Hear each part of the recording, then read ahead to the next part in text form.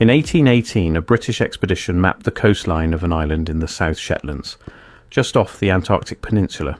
They named it Rothschild Island. For 2 centuries, historians dismissed this as a minor geographic footnote, a wealthy banking family lending their name to a frozen rock in the most remote region on Earth. But what if that wasn't the whole story?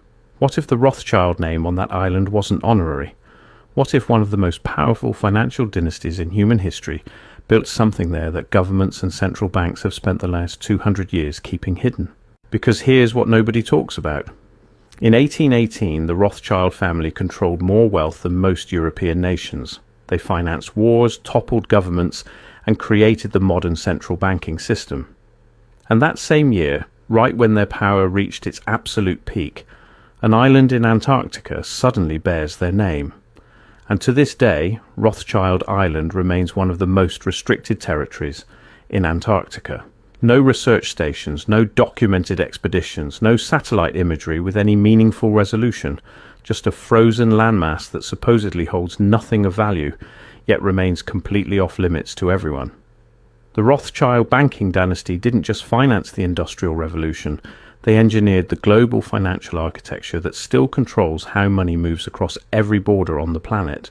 And if you follow the paper trail of gold shipments, naval records, and suppressed expedition logs from the early 1800s, a very different story starts to emerge about what they were really building in Antarctica.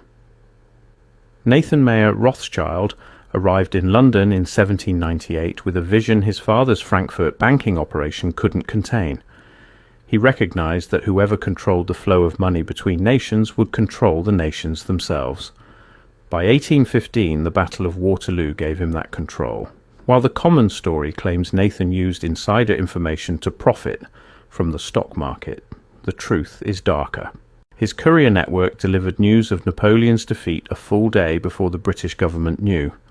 In that window, Nathan bought British government debt at pennies on the pound.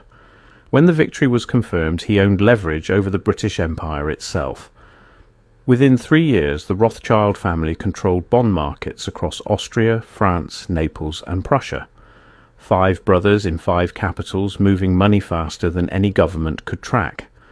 They were the invisible engine behind European politics. And 1818 was the year everything changed. That was the year the Rothschilds transitioned from being wealthy bankers to becoming the architects of the modern financial system. Because that year, they didn't just lend money to governments, they started building the infrastructure that would let them control what governments could do with money in the first place. The same year, an island in Antarctica was named after them. Now, the official explanation for Rothschild Island is straightforward. British naval officer Edward Bransfield discovered and mapped the South Shetland Islands during an 1818 expedition.